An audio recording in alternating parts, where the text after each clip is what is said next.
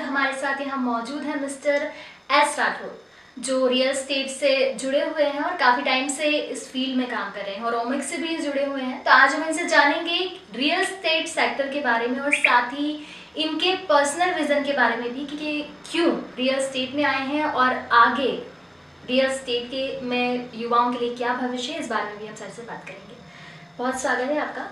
सबसे पहले मैं आपसे ये जानना चाहूँगी कि रियल एस्टेट अपने आप में क्रिएटिविटी वाला सेक्टर है, तो आपने इसी में आने की क्यों सोची?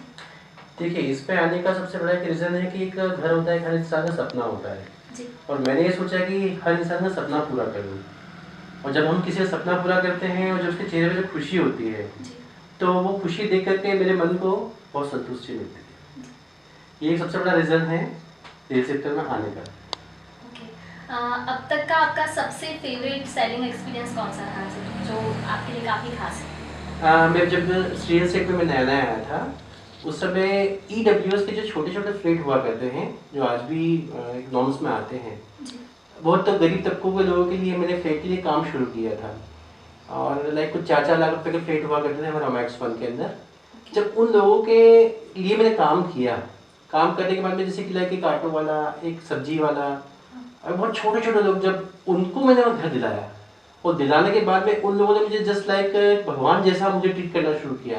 मैंने समझा कि मैं भगवान नहीं हूँ, मैंने आपका सपना पूरा किया है। जब उनके चेहरे पर खुशी देखी मैंने, तो उस दिन में रात के समय कम से कम आधा घंटा रोया होगा इन चीज़ों को देख करके। इस बिजनेस को चलाने के लिए मैनेजमेंट काफ़ी इंपॉर्टेंट फैक्टर है, तो आपका मैनेजमेंट स्टाइल क्या है बिजनेस को मैनेज करने? देखिए, पूरे इंदौर शहर में बहुत इतने सारे ओपन मार्केट के डीलर्स हैं, सभी से मेरा पर्सनली भी इंटरेक्ट होता है और डायरेक्टली भी होता है। ग्रुप्स में आजकल तो सोशल मीडिया इतना स्ट्रांग हो गया है कि हमने एक पर्सनल ग्रुप बनाया गया है।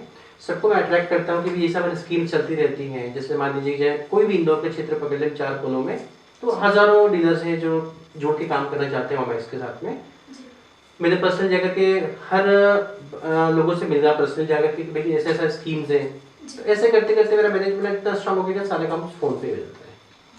और क्लाइंट्स को भी अट्रैक्ट करना अपने आप में एक बड़ी चीज़ होती है, तो अपने क्लाइंट्स को कंपनी की ओर अट्रैक्ट करने के लिए आपका क्या प्लान रहता है? किस तरह से क्लाइंट्स आप तक पहुंचते हैं? देखिए, सोशल मीडिया तो मैंने आपको जिक्र किया ही था। जैसे हम गवासन.com की बात करें, जिनसे मैं अभी भी जुड़ा हूँ, इसमें कोई दो राय नहीं है। कुछ दिनों में ही हज़ारों लोग मेरे साइट्स को देख रहे हैं। एक सबसे बड़ा जरिया सोशल मीडिया है आज की तारीख में अट्रैक्ट करने का। फिर उसके बाद में पर्सनली इनको जब मैं अपने ऑफिस में बुला करके जब लेकर के जाता हूँ ओमैक्स में, और पूरे इसमें 1 घंटे का पूरा विजिट कराने के बाद में ओमैक्स की सारी छोटी छोटी चीज़ें जब बताता हूँ मैं कि यहाँ पर ये चीज़ें स्कीम्स आ रही हैं, ये सब आ रही हैं, और सारी एमिनिटीज़ बताता हूँ, तो उसके बाद में कस्टमर का ऑटोमेटिकली ही कन्वर्जन ओमैक्स पर हो जाता है। बिजनेस को रन करने में कई सारे अप्स एंड डाउन्स आते हैं। yes. तो किस तरह से इनसे गुजर के आप इसको रन करते हैं? देखिए, बहुत छोटा सा एक इसका जवाब है, बहुत सिंपल सा।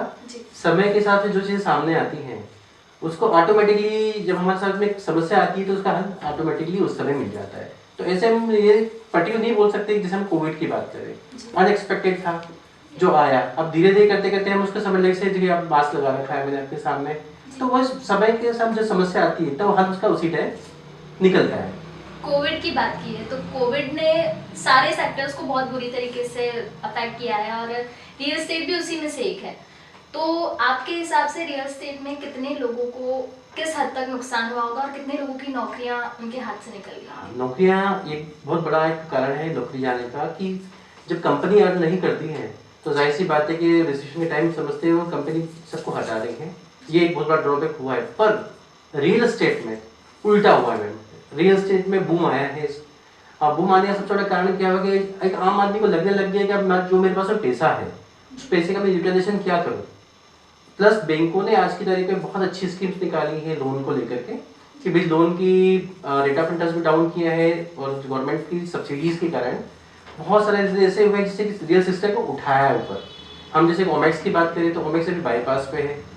सिटी की हम बात करते हैं तो हम सब लॉकडाउन में हर आदमी घर के अंदर लॉक हो गया था, और ओमैक्स में एक सबसे अच्छा कारण यह रहा कि टाउनशिप में सबने डिस्टेंस मेंटेन किया, मास्क को मेंटेन किया, चारों तरफ बाउंड्री वॉल है।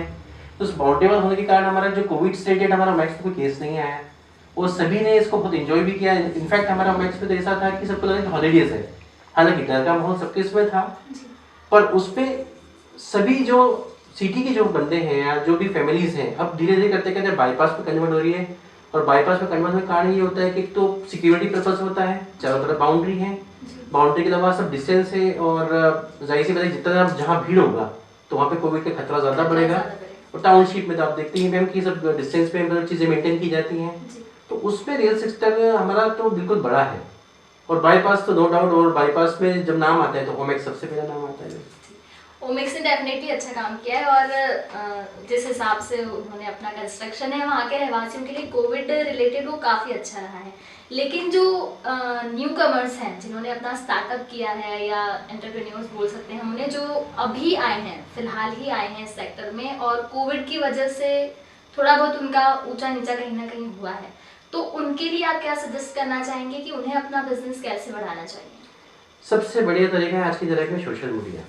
सोशल मीडिया से जितना आप कनेक्टेड रहेंगे, जितना ज़्यादा आप ग्रुप में आप जुड़ते जाएंगे, अपने आप को प्रेजेंट करने का सबसे बढ़िया तरीका वही है।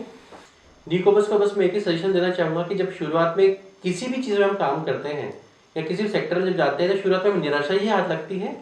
मेरे खुद का भी एक्सपीरियंस बताऊँ तो 6 महीने तक मैंने पूरा कोशिश किया कि किसी को एक प्लॉट या फ्लैट कुछ बेचने की कोशिश किया, मैं नहीं बेच पाया।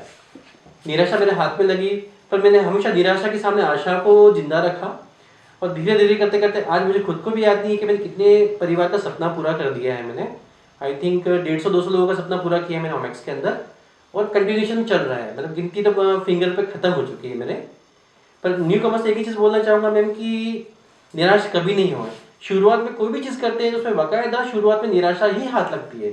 जहाँ निराशा हाथ लगती है तो उसकी इसमें एक आशा हिडन शब्द है, तो ऑटोमेटिकली आपको आशा की किरणें उसमें दिखना शुरू हो जाएगी। कई न्यू कमर्स हैं जिन्होंने इस सेक्टर में आने की सोची है, फ्यूचर में वो इसमें आना चाहते हैं, तो आप उन्हें क्या कहना चाहेंगे कि उन्हें किस तरह से आना चाहिए, और आगे ये सेक्टर उनके लिए कितना हेल्पफुल हो सकता है उनके करियर के लिए? देखिए, न्यू कमर्स में हमेशा कहूँगा कि रियल एस्टेट से बड़े कोई सेक्टर नहीं है मैम, क्योंकि इसमें कभी भी हम ये चीज़ देखें तो एजुकेशन तो ठीक है हर फील्ड के लिए ज़रूरी है, पर एजुकेशन के अलावा यदि आप बस एक अपना दृढ़ निष्ठा के साथ में काम करते हैं तो उसमें एजुकेशन इतना मायने नहीं रखते हैं। आपका सामने वाले के प्रति जो विश्वास है वो विश्वास आप बना लेंगे एक बार, तो बनाने के बाद में आप बहुत आराम से इस सेक्टर्स में काम कर सकते हैं। जहाँ आपने काम करना शुरू किया, तो जहाँ एक का भी सपना आपने पूरा कर दिया, तो 1 से 100 से 1000, 1000 से 2000 कब होंगे आपको खुद को नहीं पता पड़ेगा। आप ओमेक्स से काफ़ी वक्त से जुड़े हुए हैं और कई लोगों के सपने आपने पूरे किए हैं, तो ओमेक्स की फिलहाल जो प्लानिंग्स हैं या फ्यूचर प्लानिंग है कि वो लोगों के लिए क्या करना चाहता है, वो हमें थोड़ी बता दीजिए। तो ओमेक्स एक ऐसी जगह है जो सपना पूरा करने में यकीन रखता है हर चीज़ों में, और ओमेक्स अपने आप में कितना बड़ा ब्रांड है मैम कि पूरे इंडिया के अंदर 22 सिटीज़ में है, और आज की तारीख में इंदौर में ओमेक्स 1 जो है, जो ग्रैंड भगवती शेरेटन हो गया वहाँ पर है, ओमेक्स 2 हमारा मांगलिया पे है, और एक हमारा ओमेक्स हिल्स है जो राऊ बाईपास पे है।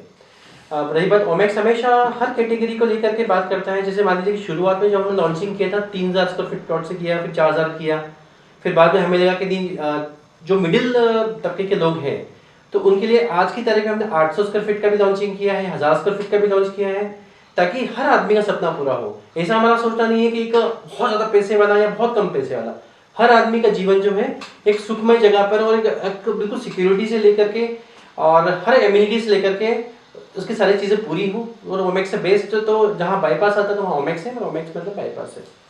आज हमने बात की मिस्टर राठौर से, जो रियल एस्टेट से काफ़ी समय से जुड़े हुए हैं, और ओमेक्स इंदौर में जो बाईपास पर प्रोजेक्ट है और भी कई जगह पर है, और देश में काफ़ी जगह पर फैला हुआ है, उससे भी ये जुड़े हुए हैं और ओमेक्स के जरिए लोगों के सपने पूरे कर रहे हैं।